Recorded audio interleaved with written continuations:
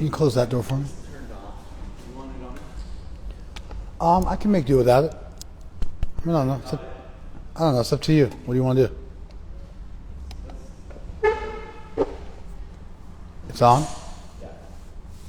You sure? Yeah. A little louder? Don't make it louder?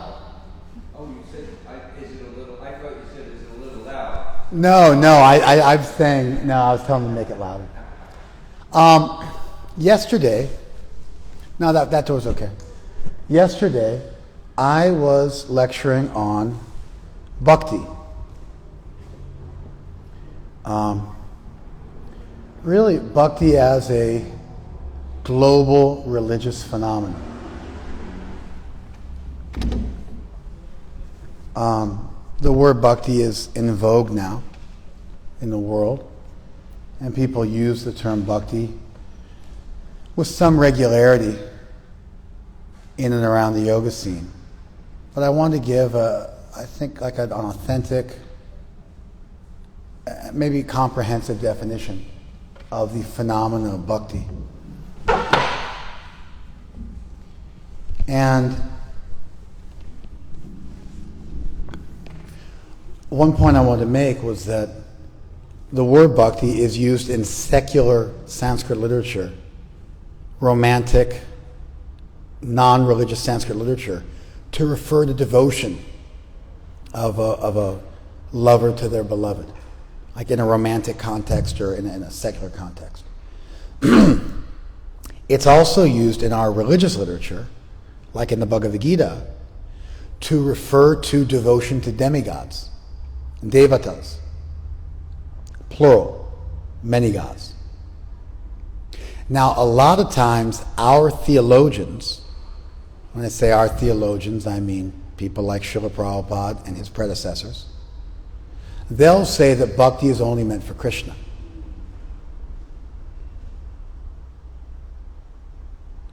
Do you guys get the problem with that? What's the problem with that, Manu? Yell at me.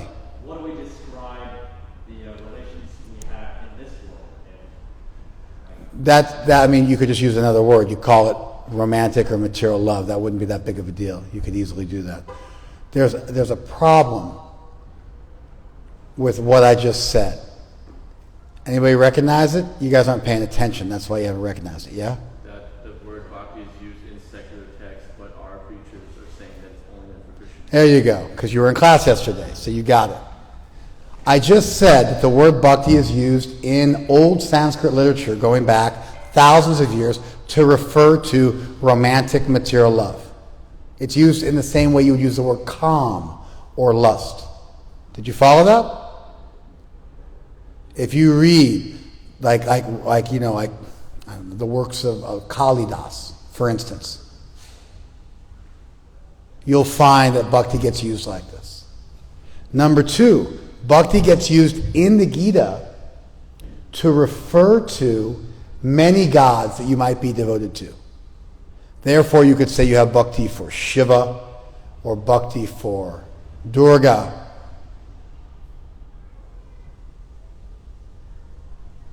But then I said that our theologians, people like Srila Prabhupada and his predecessors, say with some regularity that Bhakti is only meant for Krishna. And I said, what's the problem with that? What's the problem with that, Manu? Well, you can't have it both ways.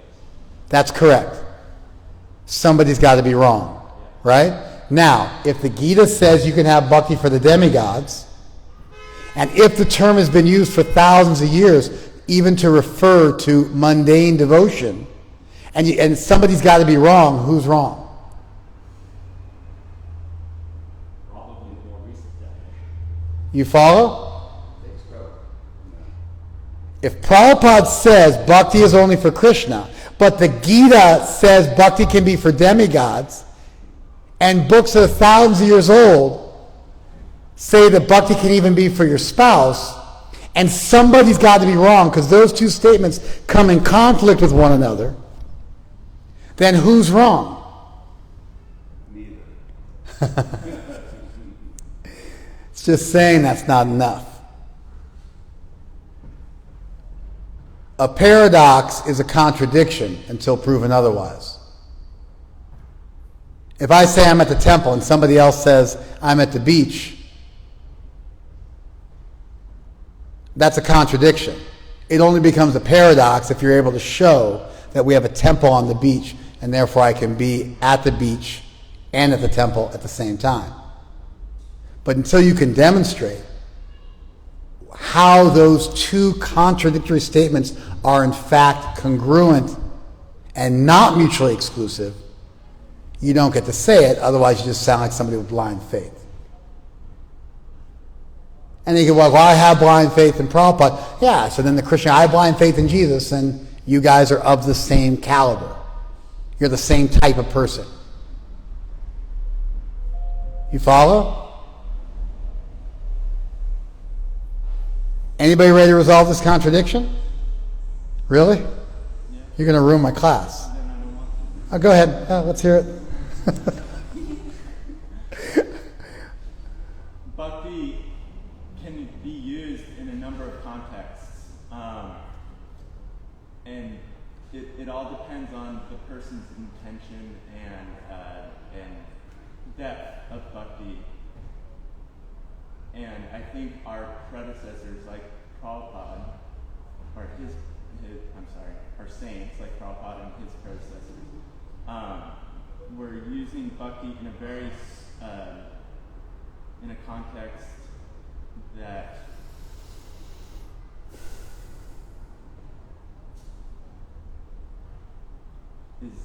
is different from the way the Gita uses. Yeah, but you can't just say that. You have to say what that different context is. You have to compare and contrast. No, you lost it, man. I gave you a minute, and after a minute, people are more confused than before you began speaking. Buzzers up. It's like Jeopardy with me. I'm Alex Trebek. This is Jeopardy. You got a certain amount of time. If you say 2 or 3 bad sentences, I'll let you go. But once you get to 4 or 5, we pull out the cane. We pull you off stage. That's what just happened to you. Anybody else want to resolve it? Okay. I'd say Srila Prabhupada's, Yell at me. Srila Prabhupada's understanding is coming from a place of knowledge that Krishna is the only thing that we can eternally have bhakti for, or only person. You just restated the problem. Stop. You're also done. Think about what you just said. Prabhupada's and our predecessors, not just Prabhupada, it's our saints in our tradition, our theologians. They say bhakti is only for Krishna. But Krishna says bhakti can be for many gods. And we find, in fact, the word bhakti is used in that much more broad sense in our literature. Not even just in a religious sense, but even in a secular sense. And your response was, yes, but from Prabhupada's position, he's coming from a place of knowledge where bhakti is only for Krishna. Stop. So all you did in that big fancy sentence was restate the problem. If you want to resolve a conflict, you can't just restate half the conflict. You follow? If I go 2 crowns at the beach, no, 2 crowns at the temple. Oh, that's a conflict. And you go, no, these people, their experience is at 2 crowns at the beach. What have you done? You've simply confused things more and indicated that you don't even understand the problem, what to speak of answering it. Do you follow? If you say these people are from a position where their knowledge teaches them the 2 crowns at the beach, what have you said? You've said nothing. You've restated half the problem. You've actually moved us backwards. At least I stated both the problems and brought them into tension with one another, and your resolution is just to ignore this other side and restate the first side. Sorry, man. You got to be cleaner out the gate. No, it's like if I ask you, hey, can you nail this hammer in? And you break out a saw. You're like, yeah, I can do it. It's like, you know what? You can't do it. I'm sorry. You're like, wait, I got to drill now. You're like, sorry, dude. You lost your chance. No, you lost your chance. As soon as I saw the saw, that's it. You're done. If I ask you that, can you nail this hammer, this nail in? And you're like, yeah, of course I can. And you break out a saw and start running at me with a saw. I'm like, sorry, sit down. Pralad Priya Prabhu. I'm not certain, but I'm thinking when one expresses bhakti in relationship to Krishna, it's eternal. When one expresses bhakti either to the demigods or in a broader sense, it's mundane. I mean, I think that's a very nice resolution. And that means that technically speaking, Prabhupada is incorrect. He should say that bhakti with a capital B is only for Krishna. Bhakti in its ultimate sense is only for Krishna. Bhakti in its highest version is only for Krishna. Supreme bhakti is only for Krishna. That would be a correct statement. But when you are teaching, sometimes you make emphatic statements. Don't ever cross the street without your mother or I. Taken literally and as an absolute statement, a child who is going to obey their parents would have to, for the rest of their life, never cross a street. And they would live on one square block for the rest of their life. But you may say that to your child, but you do mean it in certain contexts. It may be appropriate. But at that place and at that time, you could say that love is only for Krishna. Clearly that's not true. Because McDonald's can say, I'm loving it, as part of their campaign slogan, and there's nothing wrong with that statement, grammatically speaking. When you talk about words, you're talking about semantics. You're talking about the meanings of words. You're talking about the way the words are allowed to be used. You could certainly say, I loved that hamburger. I loved that movie. I love ants. There's nothing wrong with those statements in the English language. Is there, Manan? No, those statements could occur and they would be totally allowable. So when someone says love is only for Krishna, technically speaking, they're wrong. From a grammatical point of view, they're wrong. From a vocabulary point of view, they're wrong. However, they're trying to make a point that ultimately love is only for God. Ultimately, love should be reposed in God. And they're purposefully speaking in an emphatic way, in an absolutist way, to communicate a theological point. You follow? Now, we say bhakti is only for Krishna.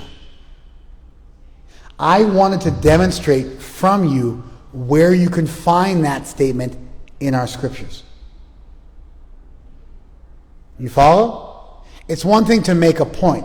For instance, to resolve this issue, I would say simply, although you can have bhakti and you can describe bhakti, or prem for that matter, prema is also used to describe mundane romantic love all over the place.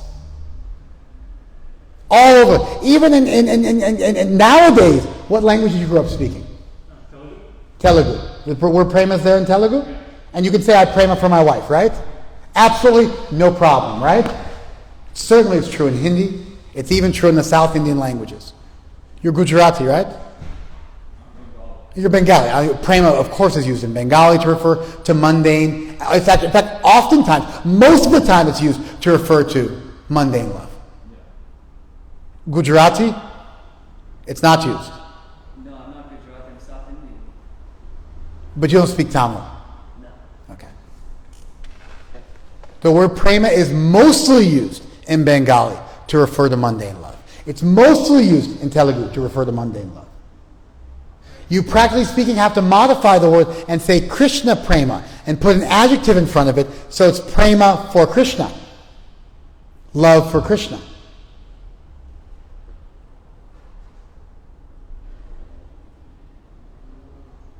You follow? So this problem isn't just there for bhakti, it's there for many words we use for Krishna. Many words we use for Krishna.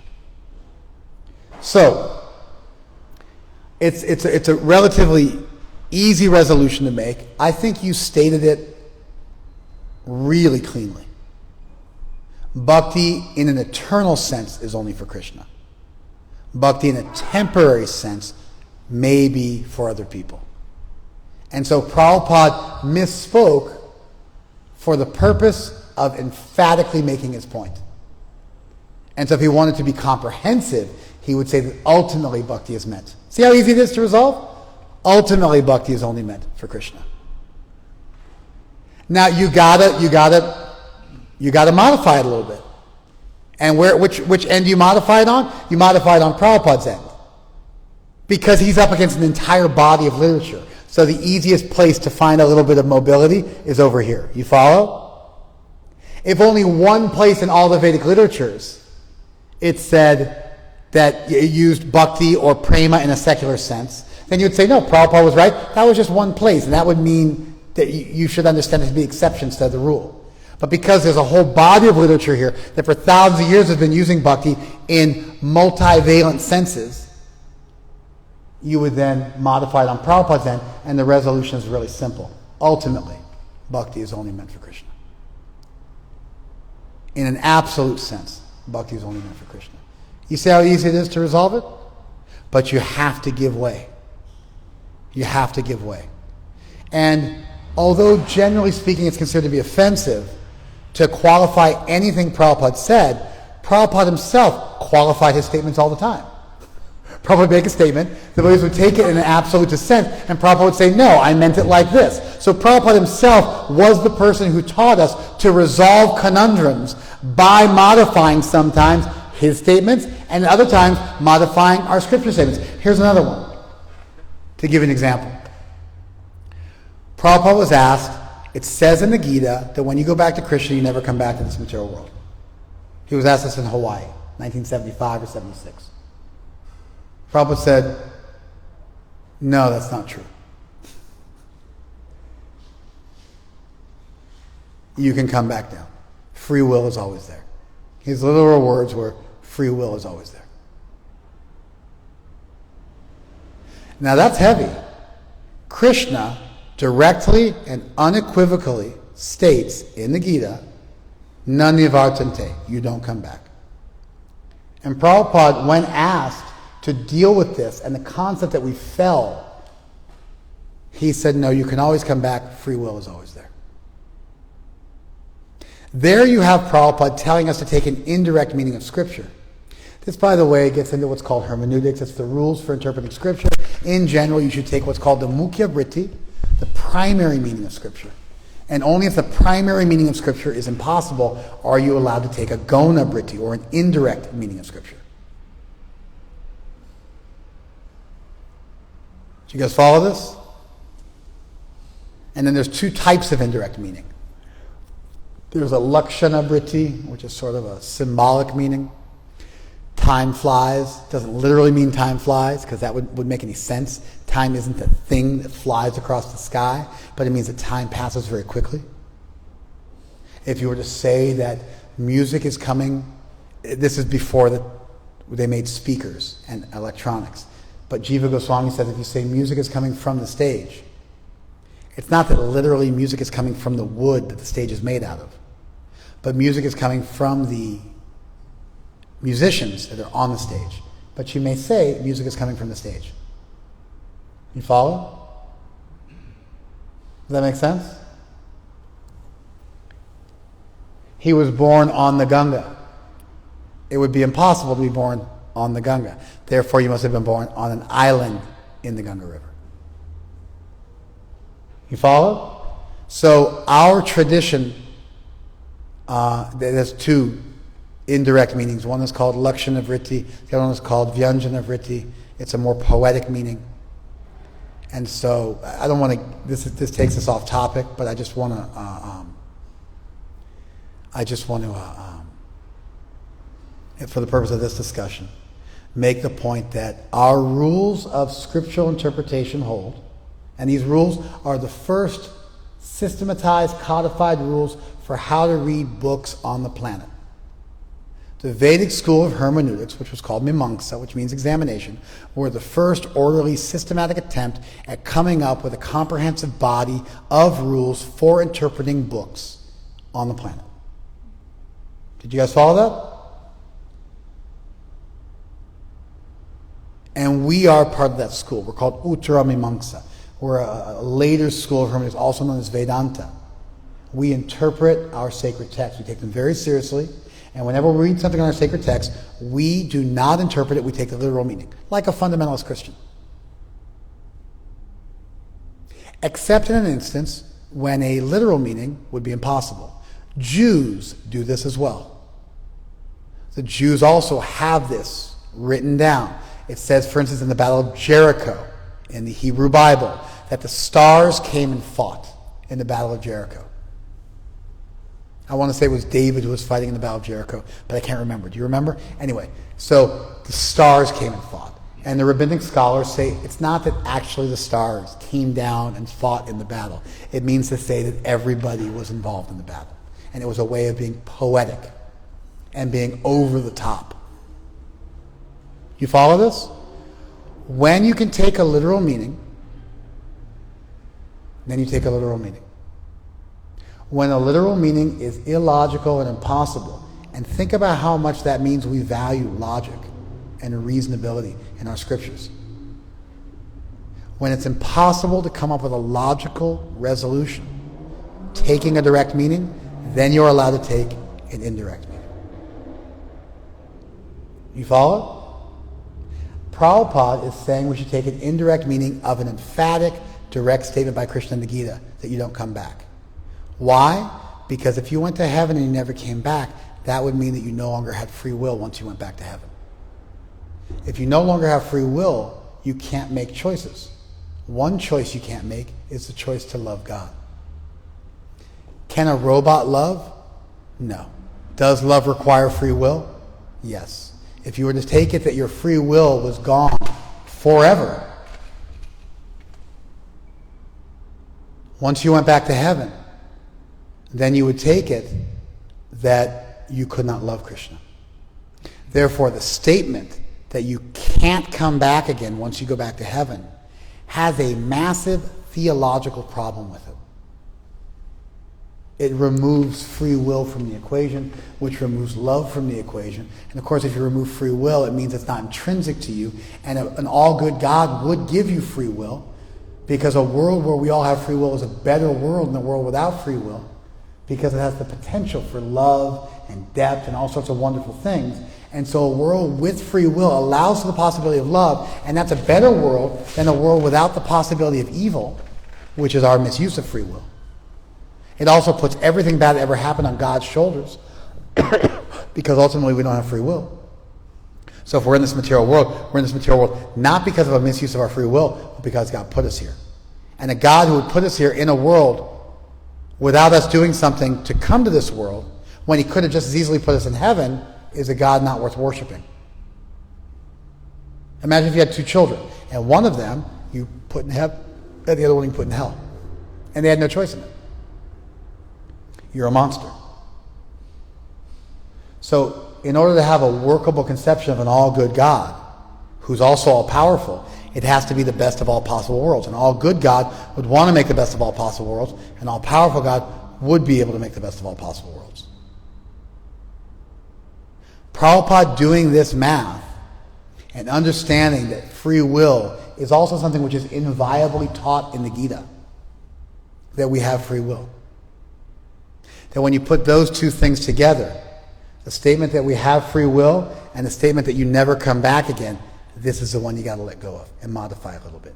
You're never forced to come back. You never have to come back. You're liberated. You could theoretically come back. Even if you never do, at least theoretically you could come back, because if you couldn't theoretically come back, you don't have free will. So sometimes we might have to interpret what Prabhupada said a little bit. Sometimes we might have to interpret the verse. Sometimes we might be able to do a little sleight of hand where we show how they're both totally perfectly true and you were just too small-minded. But sometimes you got to give way. And to understand this and to unapologetically and straightforwardly own your position is important. Just like Prabhupada said, no, not like that. You can come back. Free will is always there. You follow? No, not that bhakti is only for Krishna. Ultimately, bhakti is only for Krishna. In the same way Prabhupada was willing to go against Krishna, technically, to kind of have a workable theology, we can also sometimes add a little modification to what Prabhupada said in order to make it work. And Prabhupada himself said that we should do this. Did you guys follow that? We're really chaste to the text. We're loyal to it, but not loyal to the point where we become stupid. Not loyal to the point where we become unreasonable.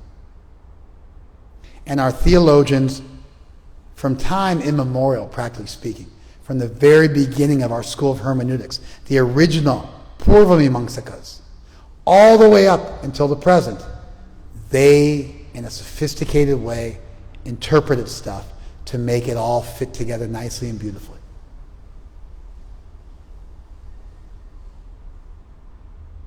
So, the resolution that Prahlad Priya offered, although requiring us to modify what Prabhupada said, is very easy. It's a single sentence. It was clean. He didn't stumble over himself. He didn't contradict us. He didn't make a problem. He solved the problem right away. And he was smooth in his resolution. He didn't say Prabhupada wasn't being technically correct here. Prabhupada's statement requires a little modification. He wouldn't say that because it's like uncouth to do that. Unless you need to make the point to the person, in which case you should say that, just like Prabhupada did with the Gita. You follow? Are you on the same page? Okay, so a more comprehensive resolution of the problem would be something like this. You can have bhakti for Shiva. You can have bhakti for Durga. No problem. You can even have bhakti for your spouse and your children. No problem. But that's not permanent bhakti. Those people they're not all powerful. They're not even necessarily all good. If you surrender and give yourself over to them, they will not be able to hold that. Like imagine if you gave a 5-year-old child billions of dollars. They wouldn't know what to do with it. When a small child inherits a kingdom in the old days, ministers would have to run the kingdom because you couldn't trust a 5-year-old to make decisions on the fate of your country. Then when they reached age, they would take over. You leave things in a trust because they're not mature enough. So if bhakti is a full surrender to and a full trust, how can you place your full trust in someone who's going to die? How can you place your full trust in someone who has a limited mind, with so many biases? How can you place your full trust in someone who can't ultimately protect you and take care of you? How can you completely give yourself over to such a person? And if bhakti is synonymous with self-surrender, which it is, bhakti is synonymous with the term sharanagata, or surrender, or taking shelter, then really you could only take shelter of someone who's omnipotent and omnibenevolent. And Shiva and Durga, even in the Puranas and the Mahabharata and the Ramayana and those texts which are dedicated to them, they are never described as being omnipotent, nor are they described as being omnibenevolent. They're not all good and they're not all powerful. In fact, Shiva and Durga don't even ultimately exist in the texts that are devoted to them. When you attain mukti as a Shaiva, you become Shiva. Shivoham. I become Shiva. I am Shiva. Shiva is not the object of a forever devotion where you go back to a heaven where Shiva exists as God and loves Shiva. Even the way Shiva presents with snakes and scorpions and his jata and his long hair and his robes as an ascetic, he's not so interested in this world. He has weapons like a trishul. He's a trident. He's poking at people. Durga has so many weapons. Kali's wearing a garland of skulls and a skirt of arms, and she has small aborted fetuses on her ears as earrings. Look at an image of Kali. These are not images of a benevolent deity. They're not images of a deity you fall in love with. They're not images of a deity you can have a romantic connection with.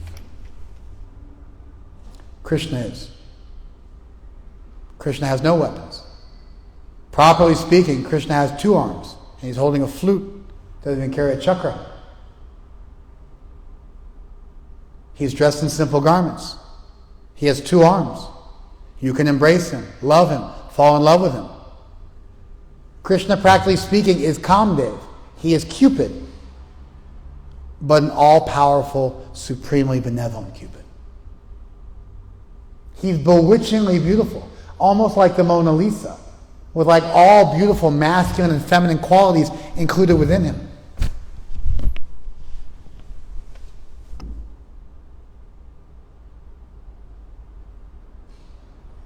And if you look at the literatures which are dedicated to Krishna, they describe him as a forever God, as an omnipotent God, and as an omnibenevolent deity.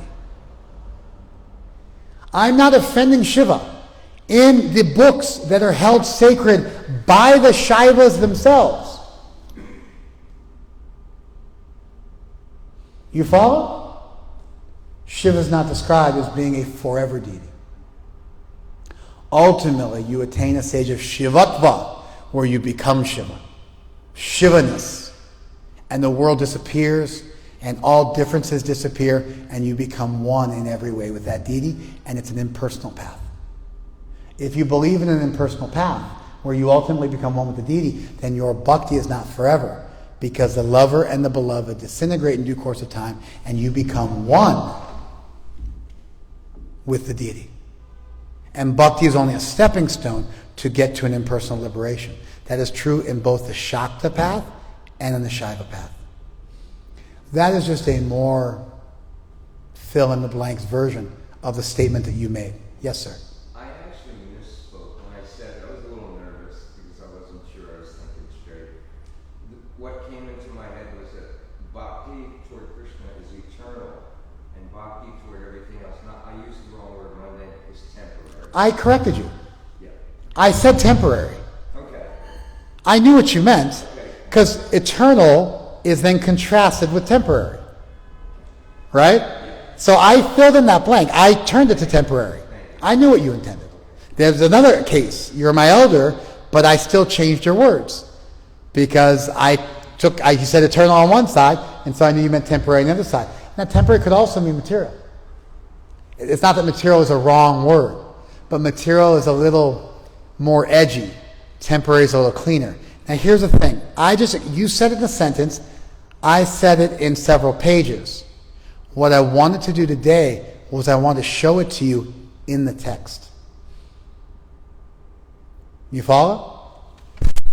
Does that make sense? Okay, so here we go.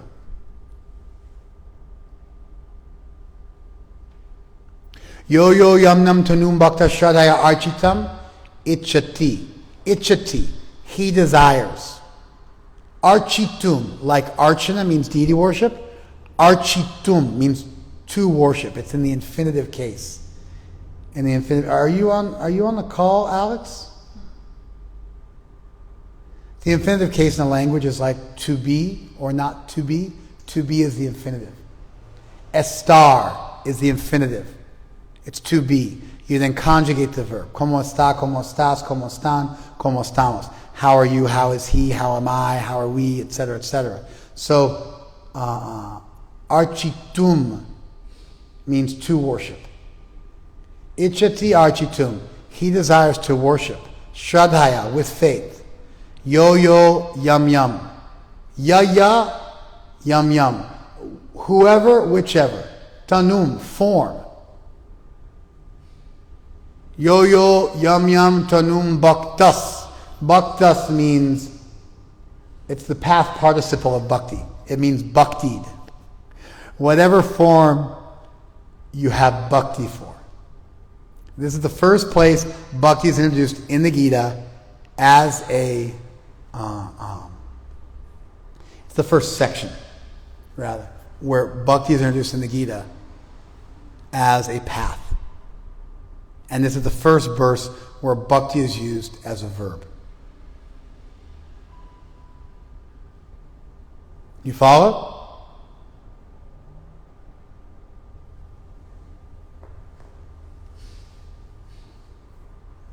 So whatever form you are devoted to. Whatever form you are devoted to. and you desire to worship with faith. Taya tasya chalam shradam. Tasya is repetitive. It means for him. For that person who wants to worship whatever God with faith, for him, achalam shradam vidadhami. I make his faith strong. I make his faith strong. Tameva vidadhamyaham tasya chalam shradam.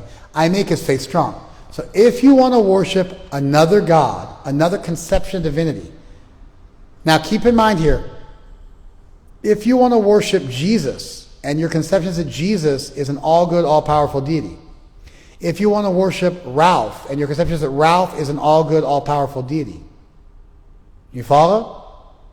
That's not another God.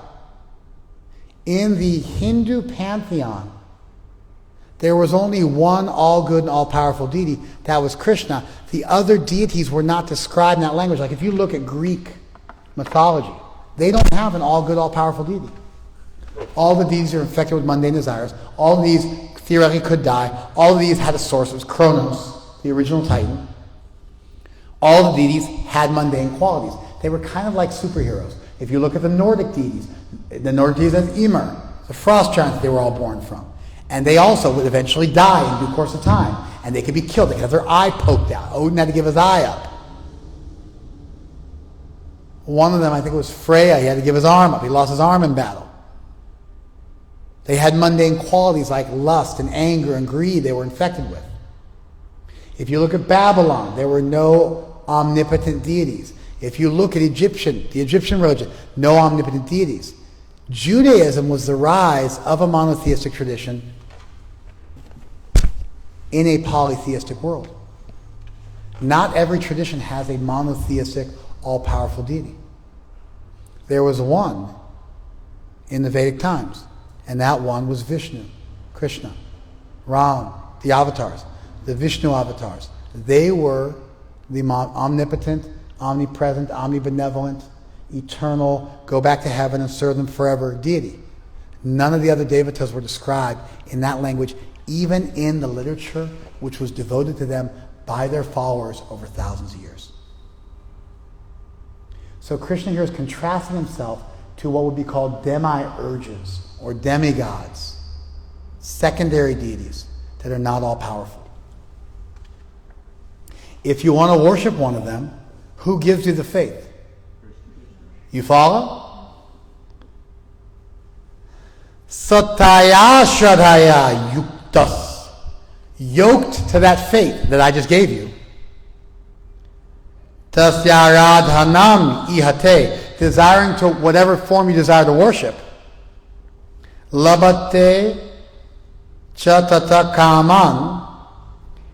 You worship whatever, you desire to worship whatever form, and you receive what you desire. Mayaiva vihitan hitan. But that's ordained by me. So, if you want to worship another God, I give you that faith. And with that faith, you worship that other God and get your desires fulfilled. But that's ordained by me. Do you see how Krishna is juxtapositioning himself with the other devatas, saying how he's categorically above them and he is responsible for the whole show? This is our text saying what I just said to you a few minutes ago and what Prahlad Priya said to you a few minutes ago. It's not that we just said that. It's actually there in our texts. You follow? Maya eva vihitanitan. Maya eva vihitan. This is ordained by me. You follow? This is ordained by me for those people. Antavat tupalam tesham. The fruit is temporary for you. Tad bhavati alpamedasam. For you of small intelligence. The fruit becomes temporary for you of small intelligence. Why are you of small intelligence? Because you went to the street dealer instead of to the source. Because what you got was stepped on. And the demigods are distinct from Krishna in that they can't give eternal fruits. They have to give antavat. Antavat means endness. Fruits which have an end to them. Fruits which are comprised of an end.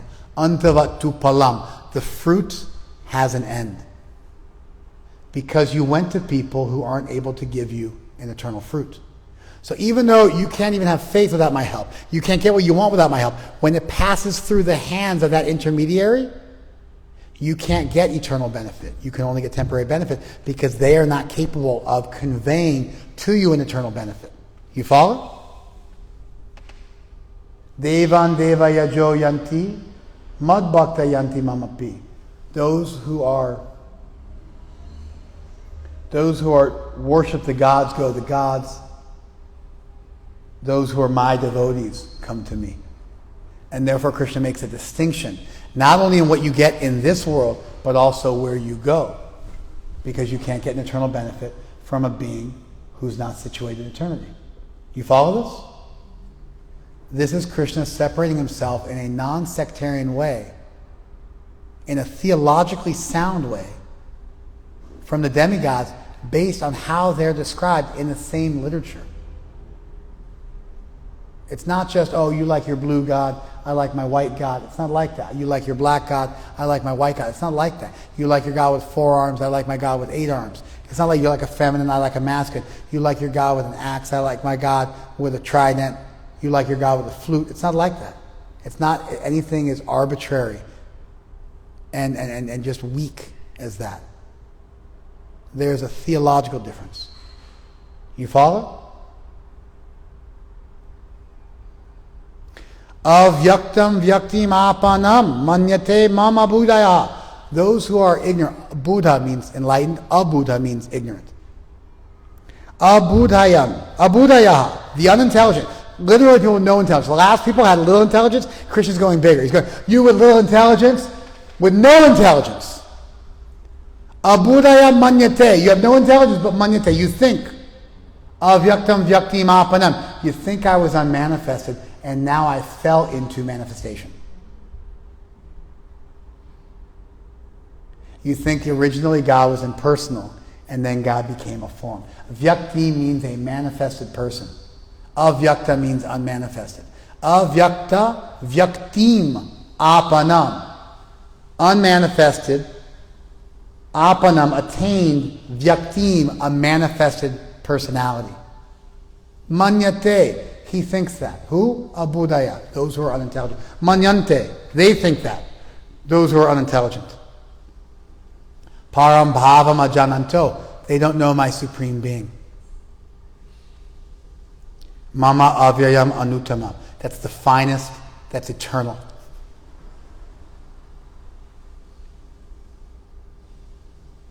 Naham prakasha savasha, I'm not manifested to all. Yoga maya samavrata, I'm covered by my illusory potency. Muto yan abhijanati, fools don't recognize me. Lokamam ajam avyayam, who am unborn and am eternal.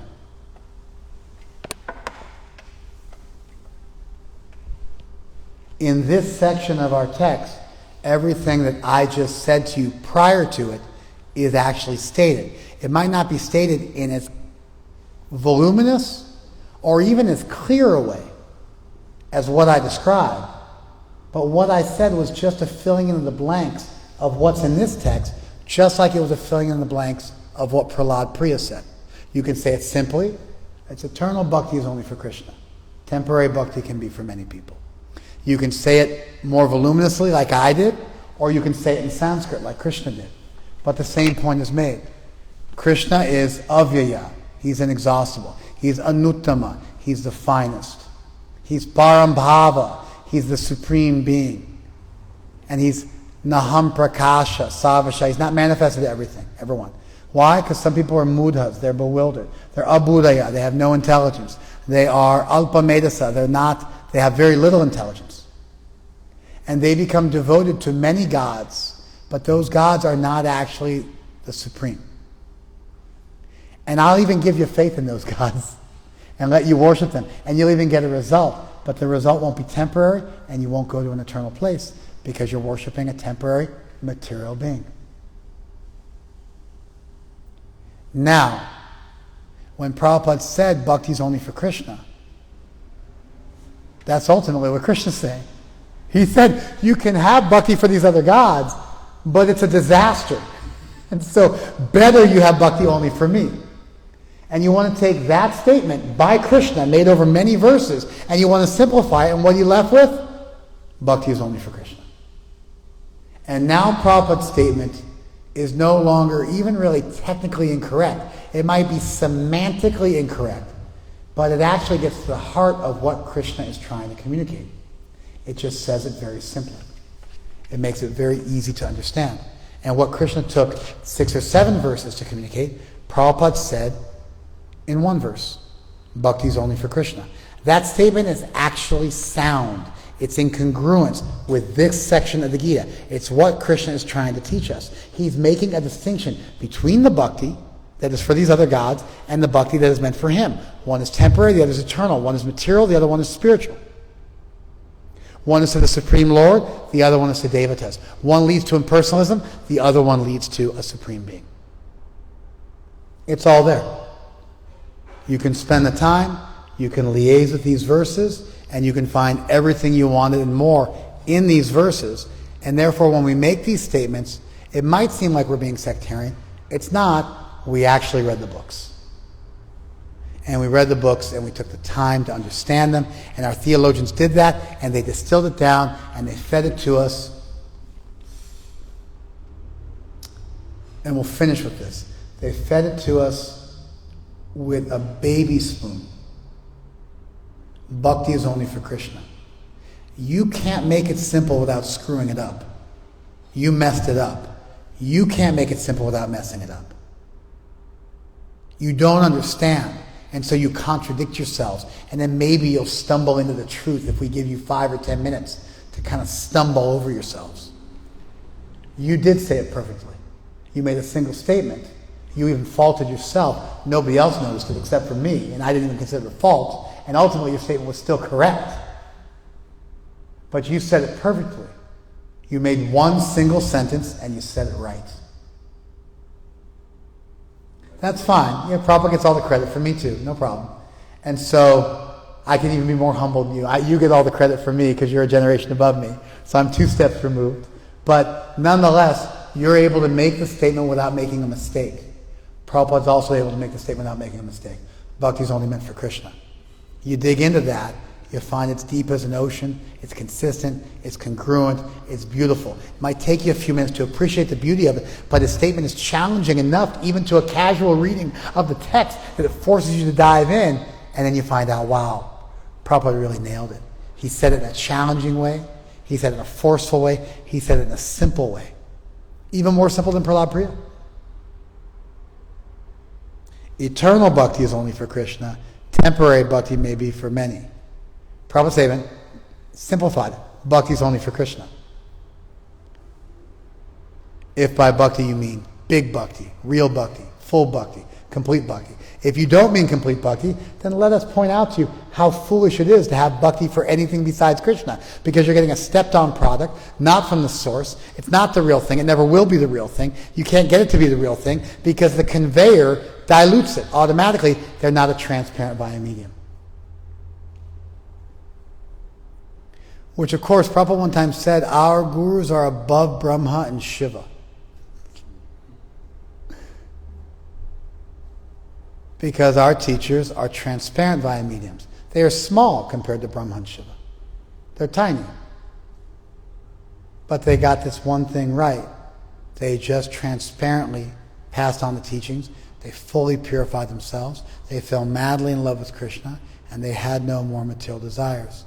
And as such, they're able to convey the teaching by passing it on to the next generation and awaken that spark and that desire in the next generation and bring it to life.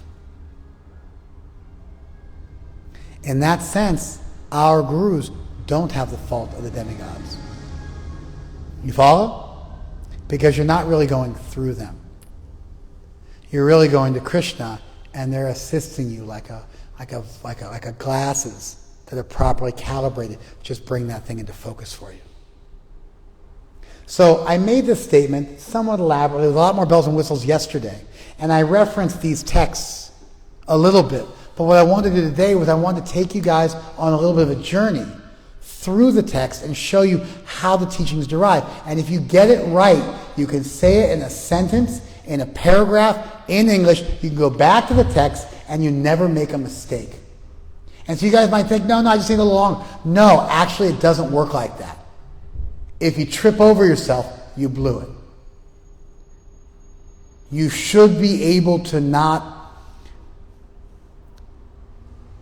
stumble your way through our teachings.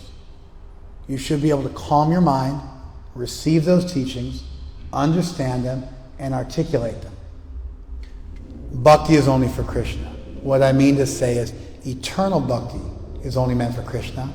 You could have temporary bhakti for others. What I mean to say is spiritual bhakti is only for Krishna. You could have material bhakti for others. What I mean to say is because Krishna is omnipotent and omnibenevolent, you can only fully surrender to Krishna. And bhakti means surrender ultimately. And if you surrender to a being that's not omnipotent, they can't ultimately help you completely. And if they're not omnibenevolent, they won't want to help you completely.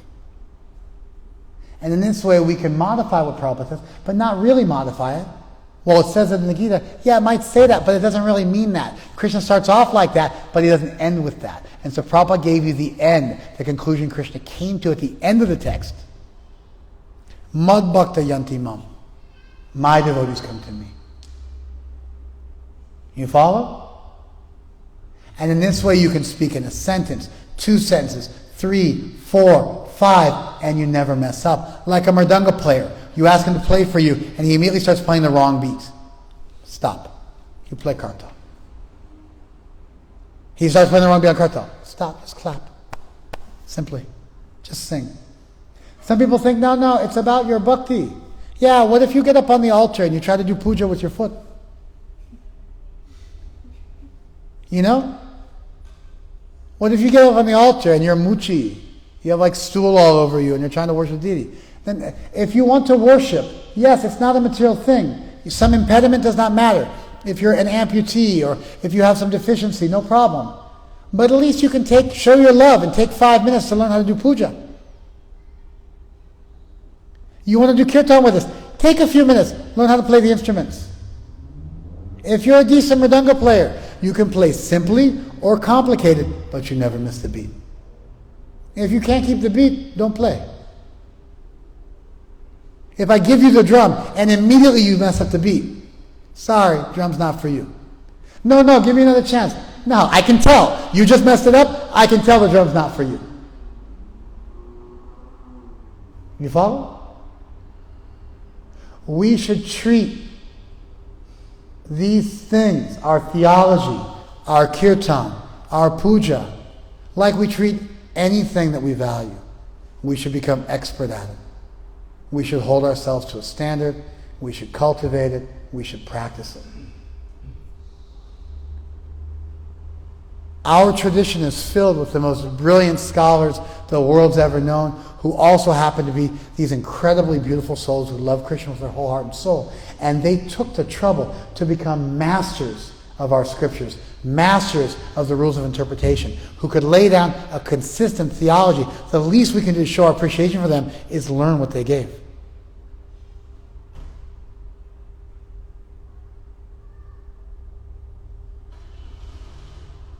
All right, let's do Arti Kirtan. Thank you very much, Hare Krishna.